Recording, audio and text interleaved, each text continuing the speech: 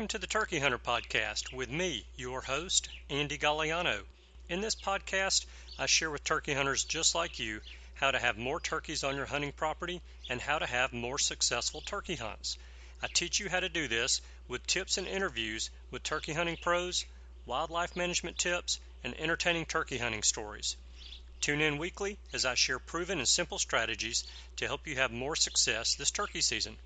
Make sure to head over to www.iamturkeyhunting.com to subscribe to receive free turkey hunting tips, tactics, strategies, and product reviews. Also, please visit and like my Facebook fan page.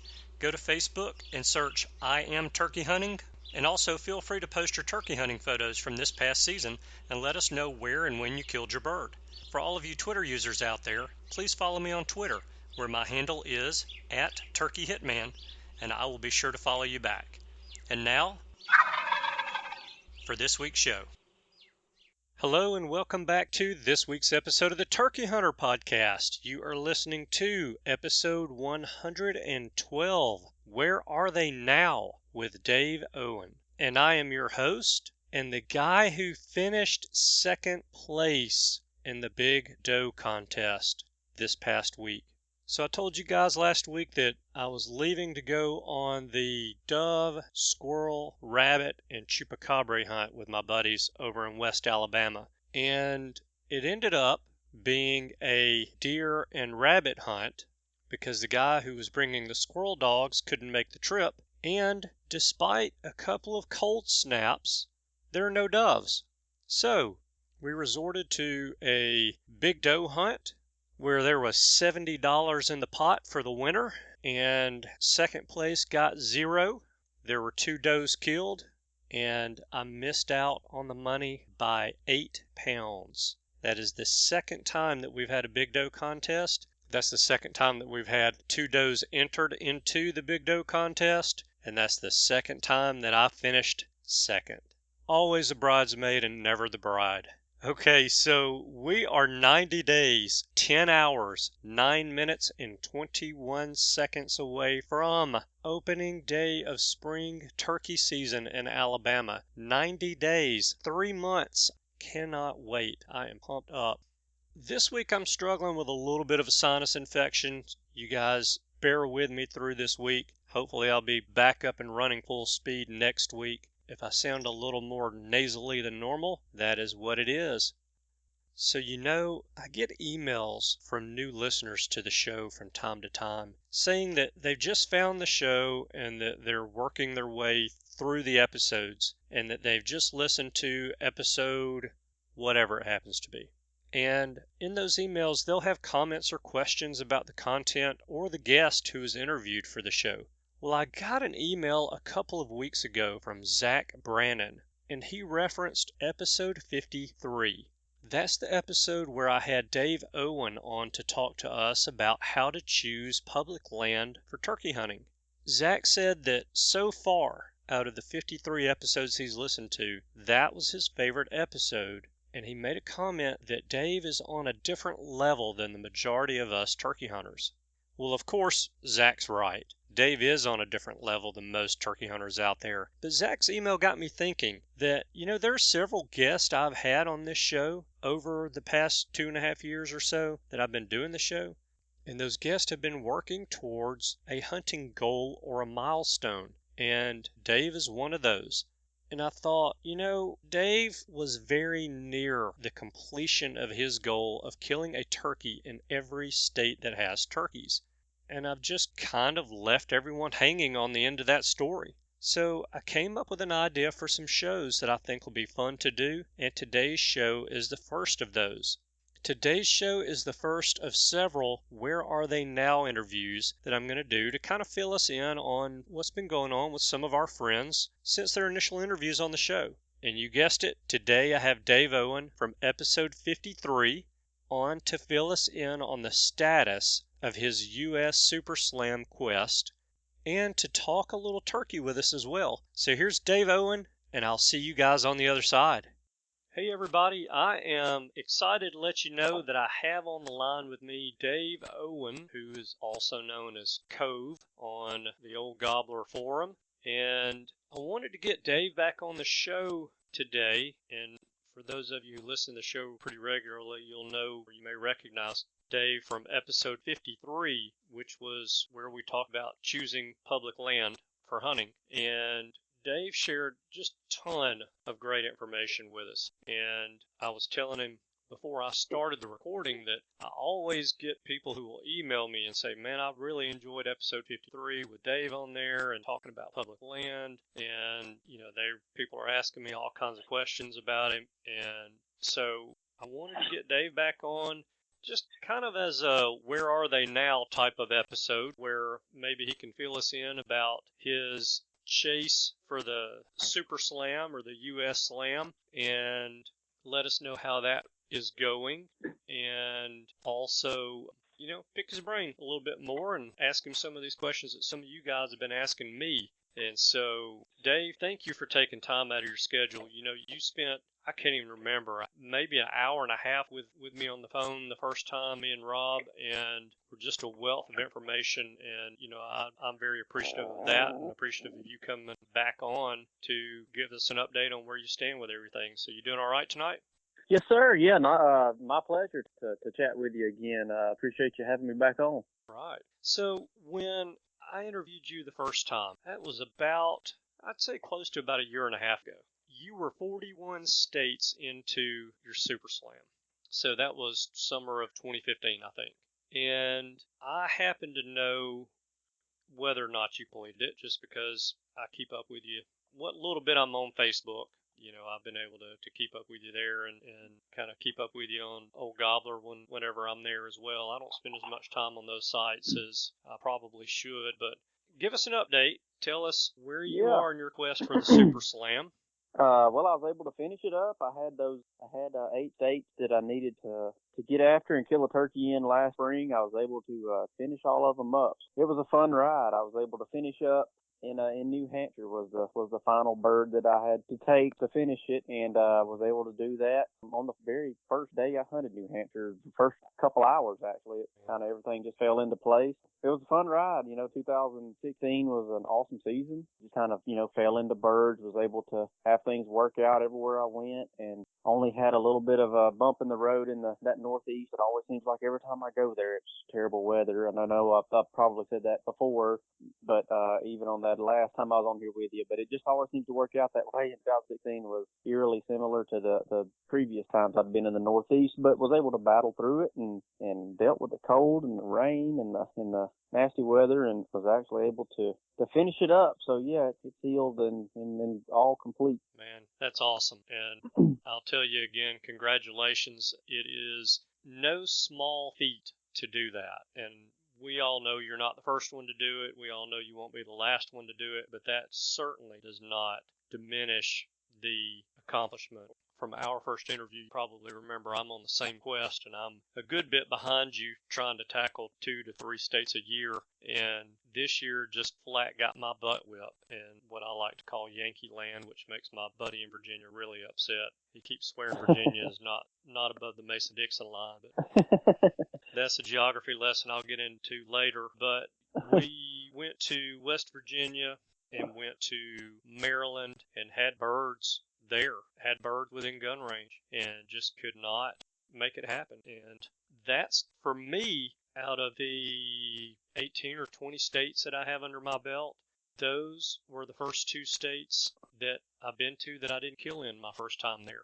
And yeah, that happens. It's a tough pill to swallow because you have so much invested and you planned it, and you really don't plan a revisit. You don't ever consider having to visit again when you make that initial trip, and you hope that you allow yourself enough time to get it done and hope things come together. But it doesn't always work out that way. Yeah, and because of that, checking that Super Slam off list, man, that had to feel good. What was running through your mind? I mean, you said it was your first day in New Hampshire, and within the first couple of hours of hunting, how did that hunt go down? And then tell me what your thoughts were, your feelings were after that. I had, like always, I had done quite a bit of research, and probably more in New Hampshire than for obvious reasons. But the way it worked out, I had taken off a full week and 9 days and went up and hunted Massachusetts, New Hampshire, Connecticut, and Rhode Island.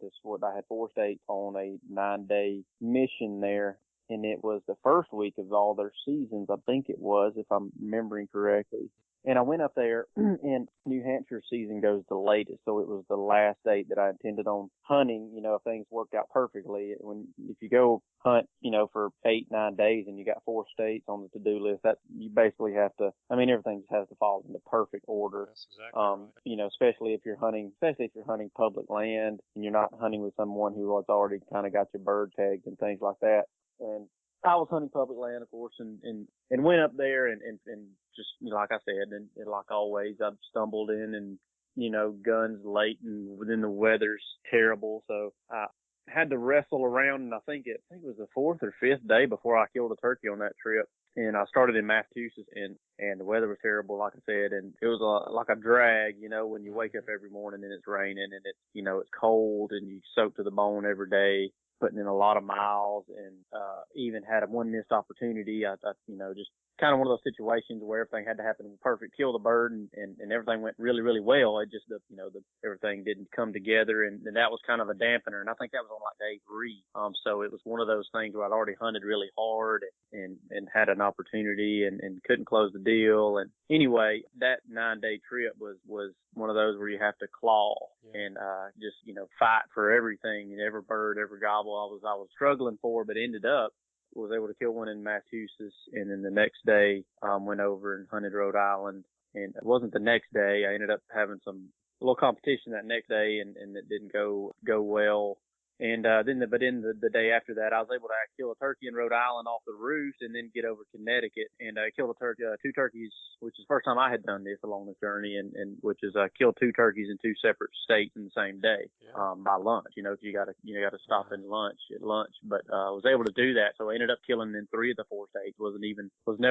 Didn't get to New Hampshire during that 9-day week, but I had planned my season that way so that I'd have adequate time to revisit New Hampshire if I didn't, like I said, everything would have had to fall perfect to kill all 4 states in that one trip. So I had it was over Memorial Day weekend too, so I took the week off before that. I had a whole like 10 days or 11 days, something like that, to go up. And the only thing that I had for sure to hunt was New Hampshire. So I had plenty of time, done a lot of research, had, half a dozen different areas picked out and GPS coordinate dropped using, Google and Garmin and stuff. And it just worked out, just where I was able to kind of just walk into an area the evening before. It's like I think it was like 23 or 4 hour drive from here because I drove it out. I didn't fly up there. I wanted to the way I started this whole deal was living out of the back of my truck, which I preach so much about. That's just how I like to do it. Not that it's any better than, not that you're any more hardcore than the guy that flies in on an airplane and rents hard and gets a hotel room. It's just that's just the way I like to do it, is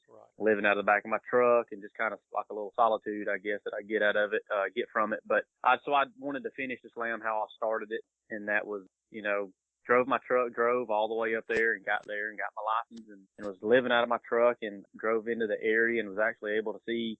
I knew it was a male turkey. All I could see was red-headed because the wood's so thick, late season like that. I was, there during the last week of the season, last week of May. Able to see a couple birds go across the road. I knew one of them was a male turkey, a gobbler of some sort. Was fairly certain by the size of his head and stuff it was a gobbler. And I watched which way he went up in there, and it was only about an hour before fly up, so I knew he was, close. Just started there the next morning, and lo and behold, it started breaking daylight, and he just started screaming, and it was just one of those situations that you find those birds, from time to time, not nearly often enough, but that just seemed like it was meant to be, one of those situations just meant to be. Yeah. But he was gobbling, and I was just able to sneak into position and actually had the hens that he was with flew down in front of me as I was slipping in. They landed in front of me, and I just bumped them right on over the ridge there, and it was just, I was basically sitting where his hens had landed, and he had just heard all that, and the only time, and some people may frown on this, but the only time I called to that turkey was to lift his head up. Yeah. So, I sat down. I knew I was in the perfect spot. Couldn't believe it was working out the way it was. I was up in that syrup country, up in the sugar bush. Had those, if you've ever hunted in that area, got those clear lines running, all over the place like spider web. And I was sitting in amongst them and had one of the little four-wheeler trails I used to check all those lines and those taps and those trees. And he I heard him fly down, and here he came walking up that trail, one of their 4-wheeler trails there to meet up with his hens, and I'm sure he went up with the night before. And then unfortunately for him, I was there instead. So it all came together that easy, and that's how the last one went down. And I know there's a lot of people. I've even got some buddies that were, not on the U.S. Slam, but saying, things like Grand Slams and stuff that, it never dawns on you. You never really think about it until after the fact. You're like, oh God, this completed this completed that. But that was completely not. I can say for sure that was not the case in this situation. Like when I got out of my truck, I was sleeping in here. I think it was some parking lot or something that night, and got out of that truck, and I was, everything I was doing, I was like, I wonder if this is the last time I climb out of this back of this truck and off this cot without killing my 49 state slam. I wonder if this is the day that I kill that 49th state. I put my boots on. This is the last time I put my boots on without able to say I've, been able to kill turkey in all 49 states. It was really weird. But yeah, and everything that I thought I would just forget about it when time came, at that moment of truth, I was actually thinking about. I had actually talked to my taxidermist because I had been planning on getting this bird mounted. And I was actually talking to him, and I was bringing him another bird, or I had brought him another bird a month or so earlier, and I was telling him about the situation. And he told me at the time, he was like, look, let me tell you, I ain't going to tell you how to turkey hunt. He said, but when you go to shoot this turkey you're going to mount, you aim at his cap, aim at the top of his head, because when you blow those neck feathers out, now at the time I'm thinking to myself, look, I'm gonna kill this joker, and then I'm gonna worry about mounting. I'm gonna kill him first. But I can honestly say, when that turkey poked his head up, and I had that red dot on him, I thought to myself, I remembered him telling me, aim toward the top of that turkey head. Don't aim down low on the neck, even though I know that's where you need to aim if you're gonna mount him. So I didn't aim at the top of his head, but I did creep up on his head a little bit before I let it loose. But it didn't really matter, because I don't know what that turkey did after the shot, but he had feathers strode all up and down that hill I had to collect for. But yeah, he was skinned up, but I still brought him, and taxidermist did a wonderful job. He's over the mantle now. So, I mean, you squeeze the trigger on this bird. You obviously are excited. You just killed a turkey. I mean, that's enough reason to get excited, period. But the fact that we don't even know what number turkey it is for you, but it completes the 49 state slam. So what goes through your mind at that point?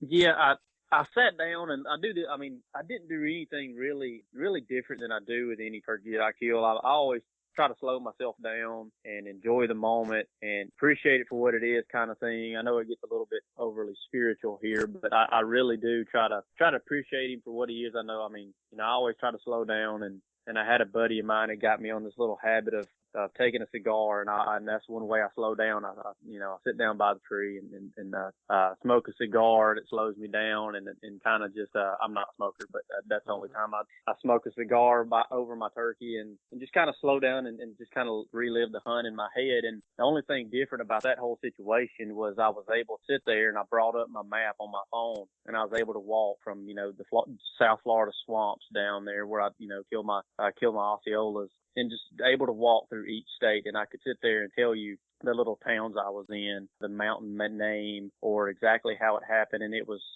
really fun and a little bit, I guess surreal is the word, to be able to walk through every one of those states and remember those turkeys and say, now I can tell a story about every single state. And I know a little bit, I don't know, I may not know much about that state, but I know a little bit about that state. And it's a small piece about that state that, it's not the monument that everybody goes and visits that state. It's not some popular attraction. It's a little piece that I know about that state, or that I've experienced in that state that a lot of people probably haven't. And I'd sit there and just appreciated the fact that I was able to do that. So yeah, that is awesome. Well, I'm looking forward to that day for myself, and good Lord willing, I live long enough to see it happen. But I just wonder, for me, I think in one respect you and I we're alike in a lot of respects, because we both just absolutely eat, sleep, spend and way breathe too much time on turkeys. Yeah, too much time, too much money. But we're goal oriented, and what got me started on the Super Slam was I killed Grand Slam. So what next? Well, I love to travel. I love to turkey hunt. Alabama is not the only state that has turkeys. That's right. And I already know that because I've got a slam, so that means I've visited 4 other states and killed turkeys or not 4 other states, 3 other states and killed turkeys in 3 other states. So why not try the rest of them? And so what I know you're goal oriented, and that's really kind of what got you going as well. You finished your slam, and it was kind of like, what's next? Well, the super slam. So you've done that. What's next?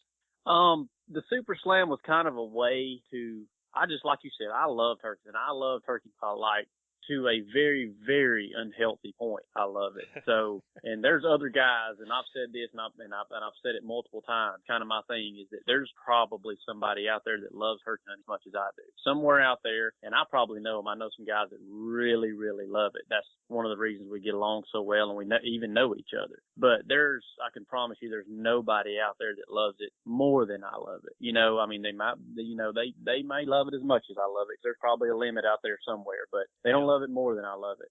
Sacrifices and the daily sacrifices and stuff you make just to be able to hunt them and hunt them as much as I do. Granted, it's not as much as I want to, but it's, you know, hopefully that'll come one day. But anyway, it was like you get the slam, and that gives you just a fraction of a taste of the different terrains and the habitats that turkeys inhabit and they live in.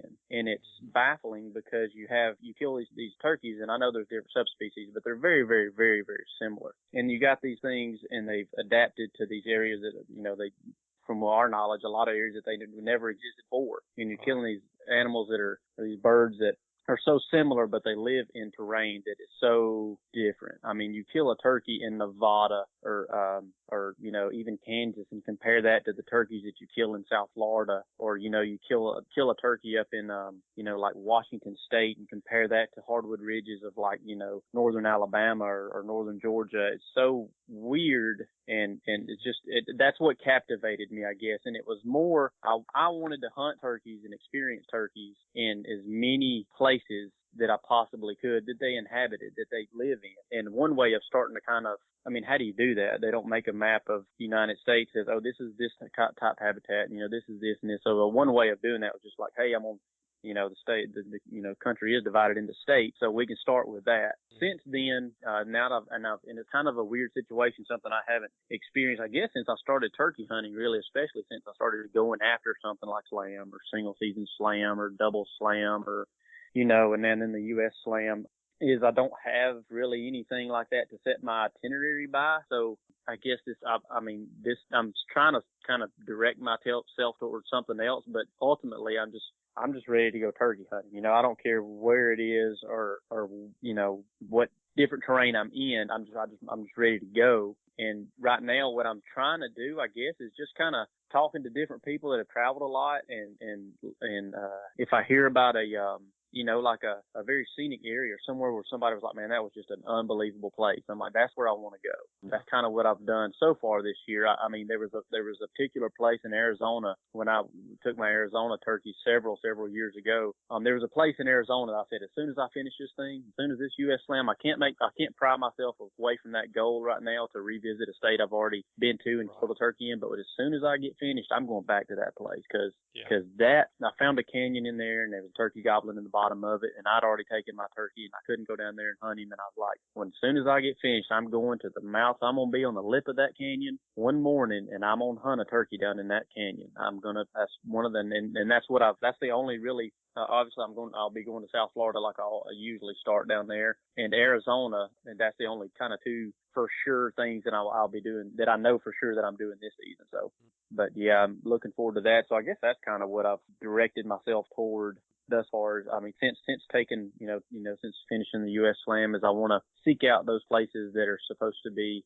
you know, historical places and things of that nature. I don't know, just plucking them out for no reason whatsoever. I just need the smallest reason for me to want to go kill a turkey there. So that's kind of what I've done so far. Just as an example, like when I went to New Mexico, I hunted Lincoln National Forest, and phenomenal place and lots of turkeys, and I can't wait to go back. But I was doing research and learned that, which I've kind of knew this, just got to looking Gaia, and I might be, or maybe completely butchering that name, but the national forest is the first national forest, essentially. First one, you know. That gives me enough reason. I want to go hunt it. I want to go kill a turkey on it, you know. So I'm sure I'll wind up there, if not this season, sometime in the very near future, because that's kind of a broad brush, I guess, explanation as to what I'm doing now. So yeah, no, that makes complete sense. You know, there are there are definitely places that I've been that just blew me away, and I will go back. And it's just what you said. I can't go this year Mm-hmm.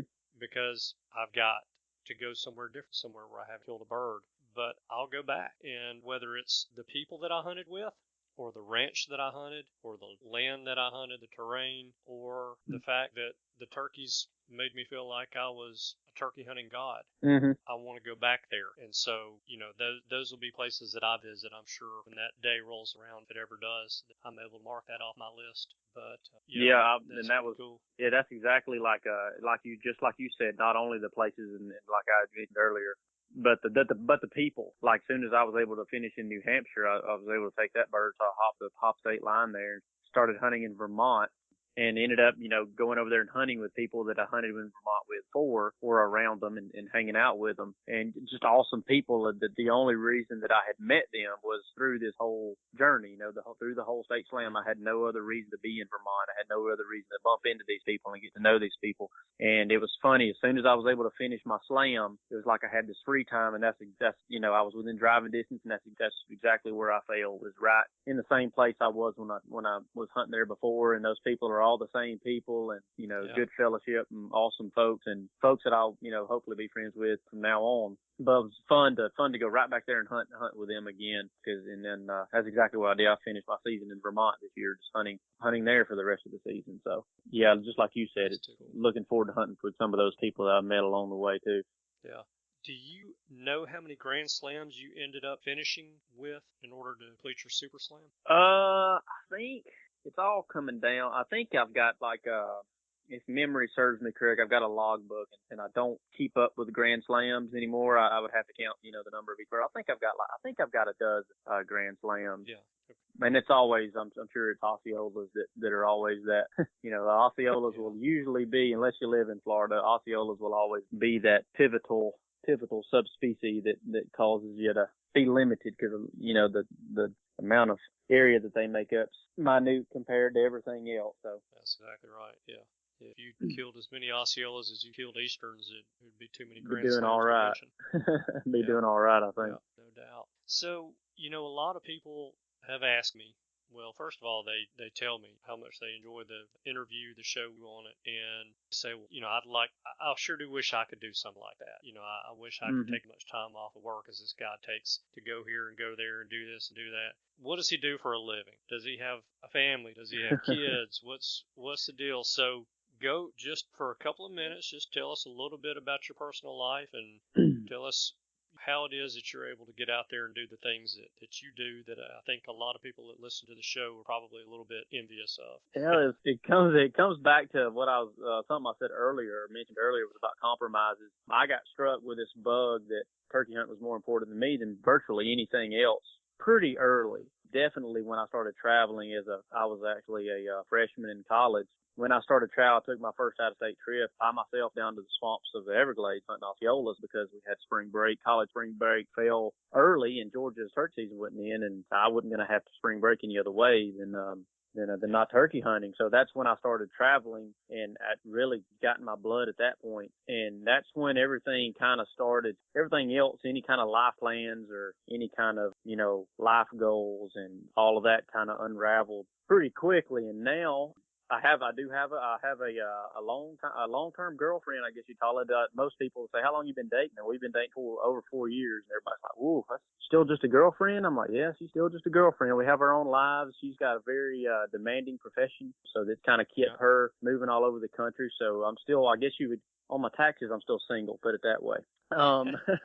And as far as I went to school, medical field was all in my future and everything. And I quickly figured out that once I finished college and got my bachelor's, that 4 more years of schooling that was not going to accommodate a traveling schedule to turkey hunt during the spring probably wasn't going to do it for me. But luckily, I kind of made myself important enough to, I've got a cousin that owns a termite and pest control company. It's just something that's kind of a one-man band, or he just had a helper and kind of small that he had started. And I kind of started helping him, actually, a temporary thing, while I was applying to dental school, and kind of figured out, given the flexibility there, and I was really able to travel more so than I ever had before, when I was tied down with college, that I wasn't going to be able to do without that. And So he and I kind of worked out a little deal, and that's kind of what I'm still doing 10 years later.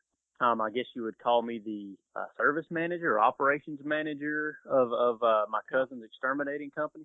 There's only, it's a small company. There's only 5 of us that work there, and it's him and then me, and the technicians, kind of a tight knit group, and we I kind of run the operation there, make sure everything gets done, and Patrick, my cousin who owns the company, he keeps the lights on, make sure the bills are paid, and we kind of got a good little system. He enjoys traveling a lot, not to hunt, but he does enjoy traveling a lot, and it works out to where he has the flexibility of just being able to walk in and say, hey, I'm going to be out next week, or I'm going to be out next 2 weeks, or hey, I'm taking Thursday through Monday off, and the ship won't sink. I can take care of everything, and we just kind of have an understanding to where I kind of do that during the spring. I try not to be quite so spontaneous, but I kind of let him know, and he gives me the flexibility to. I'm unfortunately at this point, at least, I'm not able to take 3 months off or anything, but I usually get to take a month off.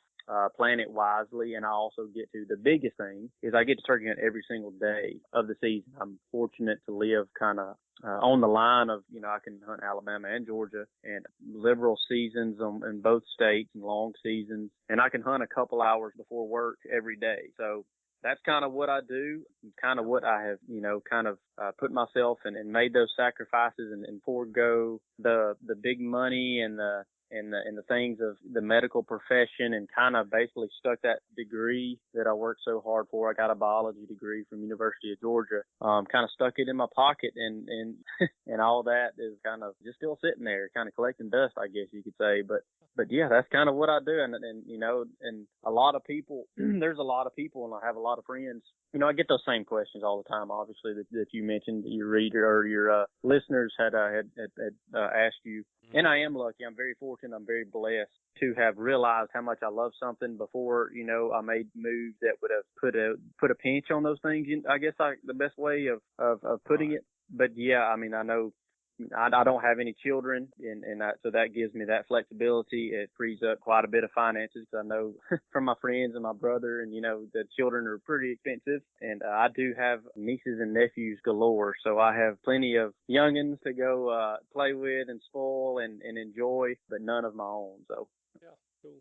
Okay, so getting back to turkeys and your super slam that you completed this year, roughly, you don't have to give me an exact number, but I remember from our previous conversation a year and a half or so ago that you killed the majority of your birds on private land, but you did kill some of them on public land. Roughly, what percentage do you think of the birds that completed your super slam did you kill on public? I think you said that backwards. The majority of them have come off public land, and a few of them have come off private land. Did I say that backwards? Yeah, okay. yeah. Sorry about that. But either way, a percentage, I would not. I could walk through the state.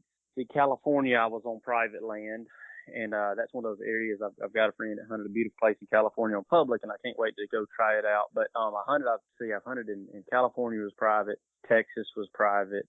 Not a lot of private birds. And if it was private, a lot of the private that I did kill on, like in Vermont, I killed on every turkey I've taken in Vermont has been on private land, but it was door knocking private land. Right. It was, being out there seeing turkeys or just looking at some property and going knocking on doors. It's been that kind of private land that I've been able to hunt and able to kill turkeys on for the most part. Trying to think, Vermont's one of them. Michigan was private land that I hunted on. We actually hunted on some public, and here again, just kind of knocked on the door on the way out and was invited to hunt, and that was private land. So I'd probably say maybe 6 to 8 out of the whole deal was probably private. That may be being. I'd have to look back at it. Not very many, because I really enjoy the flexibility and being able to stretch my legs of public land. And when you're traveling and not wanting to waste any days, it's kind of hard to show up somewhere without not already having a place to hunt, kind of a situation. And if you just kind of show up with like, hey, I'm gonna knock on doors and get permission to hunt, then you're kicking some days out that that you could be hunting if you would you just wanted to hunt public land. And I know there's some people out there that they just don't want to hunt public land. They just don't like it. They don't feel safe. I'm not one of those people. I feel very much at home on public land. That's just kind of what I started on. I didn't have any family land or anything when I was learning, and I learned on public land, so it's comfortable for me. But yeah, I think safe would be, say, 6 states, probably 6 or 7 states out of the deal was private land. Yeah. So that just goes to prove that there's hope for you guys that are out there listening to the show that want to do something like this, that maybe you don't have a lot of money to spend to go and drop $1,000, $1,500, $2,000 to hunt with an outfitter in 49 states. I completely get that. But there are plenty of opportunities out there. Do your homework and really plan your trip the right way. Hunt these public land spots just like Dave did, and get you a grand slam easily on public land, but a super slam as well, which is very difficult. Just something that I just not stumbled up on. I've known about it, but it was kind of interesting to me is that you can go to the National Forest store where you can get a lot of those National Forest maps and just look across the state at how many National Forests there are. Like literally every state there's a National Forest that you can hunt, and that's just what's that's federal. That's what's federally owned. There's not that's just there's state-owned forest as well, and state-owned wildlife management areas and walk-in areas and all that. But just looking on that in the National Forest store, maybe nationalforeststore.com, I can't remember exact web address, but you can go on there and it has the state, and it'll have all the states, and they're just they're just shaded green where they have maps to which national forest. And I just thought that was interesting at how much federally owned land is just across the country that you can just walk out and go turkey hunt on. So yeah, I mean that's just one way. Just a quick reality check. Look, there is plenty of land out there. Fortunately, the turkey populations are still doing very, very well everywhere. Sure there's some areas that the little spots here and there that may not be doing quite as well as they have, but we've got more turkeys than probably ever have had, and plenty of places to stretch your legs and get after them. So. Right. Yeah. Well, good deal. Dave, man, I appreciate you taking time out of your evening to chat with me and kind of fill us in on where you stand and fill us in on completing your Super Slam. Again, congratulations to you. That's just awfully exciting. And for the people out there who are listening that have already started theirs, they get it. And for those that have not, it's tough. So what Dave did is no small feat whatsoever, and so congratulations on that again. But, all right, thanks a lot. Your willingness to share information is just something that I can't thank you enough for either. And for those of you guys who have not listened to episode 53, which is about choosing public land hunting spots, and especially for turkeys, I really recommend you listen to that. It is one of the episodes that I get the most positive feedback, and it's mainly because of what you're getting from Dave here, and that is his sharing of information, his willingness to share that information. So that does not go unappreciated. So thank you, Dave. No, you're very welcome. Good deal, man. I'm going to let you get on with your evening. It's probably, it's almost 8 o'clock Central Time, so it's almost 9 o'clock Eastern. It's close to my bedtime. Yeah. You're an hour ahead of me, so. Yeah, I'm actually over in Alabama. I'm over at a family lake lot right now in Center, Alabama. I'm on your time at the moment. Okay. All right. Good deal. Well, I'm going to let you get back to your evening. Thank you again. Let's catch up again sometime in the not too distant future. And if you want to come over and chase birds around in Alabama for a day or two this spring, holler at me and we can make that happen too. Yes, sir. All right, buddy. Thanks. Have a great night. Take care. You too. All right. Goodbye. Okay, I hope that you guys enjoyed the interview. Even after completing that amazing journey of killing a turkey in every state, you can still hear the excitement in Dave's voice over the fact that he'll get to start turkey hunting again in about 3 months. His passion for the sport and the animal is just as strong today as it was when he struck out for the swamps of South Florida in search of an Osceola as a college student on spring break. And that passion shows in his willingness to share information with us as well. Dave, thanks for taking time out of your schedule to come on the show. It's much appreciated. It's always good to talk to you, and always great to hear your passion for the sport and for the animal. And I want to encourage everyone listening to today's show to set 3 goals for yourself for this coming turkey season. Going to the woods with goals in mind absolutely will not take the fun out of the experience. It's all in how you set the goals. In fact, if you set the goals properly, it will make it more fun. So I want to recommend that one goal for everyone listening should include establishing a benchmark for the number of days that you want to hunt this spring.